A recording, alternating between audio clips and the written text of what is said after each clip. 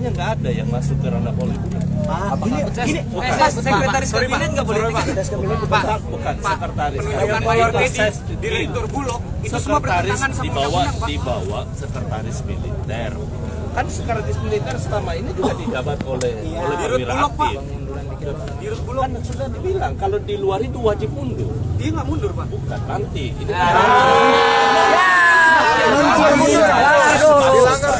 bukan soal maksud saya nanti pada akhirnya akan kelihatan bagi yang tidak memenuhi yang 14 karena 16 ya, karena 16 kan ada di Badan Pertahanan Nasional yang melekat di Kemhan, ya kan itu tetap militer.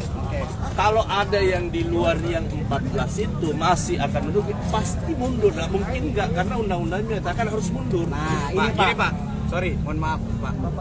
Pak, undang-undang nggak perlu maaf saya Pak. Undang-undang TNI sebelumnya aja itu dengan penunjukan mayor T di Direktur Bulog itu udah bertentangan Pak. Sekarang kalau misalkan revisi undang-undang yang dilakukan makin banyak Pak. Dengan penunjukan itu aja udah bertentangan. Ini Pak, Indonesia itu negara tidak mungkin Pak. Ya, Gibran nggak pas aja itu bisa naik. Ya, ini Pak. Gimana soal TNI? Gimana dia Jadi gini, Jadi letkol dia. Jawab dulu. Tadi kan kawan-kawan bukan. tanya. Kalau saya jawab sesuatu yang bukan substansi. Bisa Bapak kan tadi awal kawan-kawan kan jawab kan undang-undang TNI mengatur kita khususkan akhirnya ada tertutup. Itu kan menghambat investasi Pak. Yang hari ini sampai kita mengalami inflasi karena ada undang-undang TNI tadi Pak. Itu harus jelas loh Pak. Emang ketika pertarungan elit menguntungkan kita sebagai rakyat, sama sekali nggak menguntungkan loh. Undang-undang TNI Polri membuat inflasi kita hari ini. Terus TNI gimana jawabannya? Silakan jelasin ke TNI kita. Kenapa nggak mundur? Apakah karena anak saya kan Prabowo atau gimana? Anak apa pasangan? Apa kenapa? Ini harus jelas loh Pak.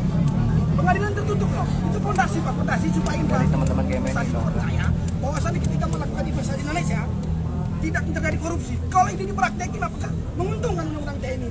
Menguntungkan buat siapa pertanyaannya?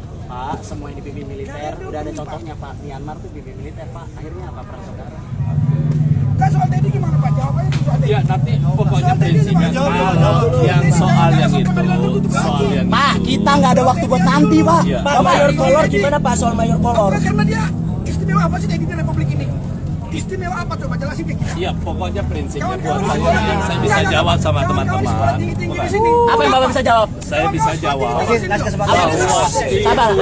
yang 14 yang akan ditentukan itu tidak mungkin dijabat oleh pejabat perwira aktif.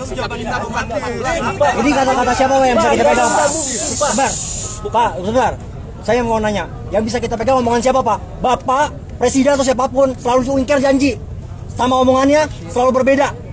Sama hasilnya kemudian berjalan. Setelah di publik, setelah nyampe di publik, viral, baru jadi pahlawan kesiangan. Tunggu viral dulu najis. Tapi kan bagus malah. Bagus mau bilang. Dari mana ya Pak? Coba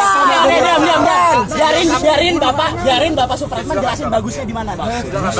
Kalau kemudian ternyata tuntutan teman-teman dan itu bisa dilakukan dengan cara yang berbeda, kan bagus. Yang penting kan goalnya. Dan itu menandakan bahwa itu ternyata kita berdemokrasi secara baik. Pak, di situ Pak. Pak, sabar. Demokrasi itu Pak, kita harus lihat baik atau tidak, melanggar atau tidak. Sekarang Pak posisinya memang Bapak dan jajaran-jajaran Bapak di Kepresiden bahkan di DPR memang tidak melanggar Pak. Tapi bagaimana sebuah peraturan itu bagaimana diubah agar itu dia melanggar Pak? Pertanyaannya Supremasi hukum. iya, pertanyaannya satu Pak. Pertanyaannya satu sekarang, bukan melanggar atau enggak sih? Bukan, tapi baik atau enggak itu peraturan sebenarnya. Saya ingin jawab pertanyaan Bapak tadi. Bapak bilang Download Tribun X sekarang. Menghadirkan lokal menjadi Indonesia.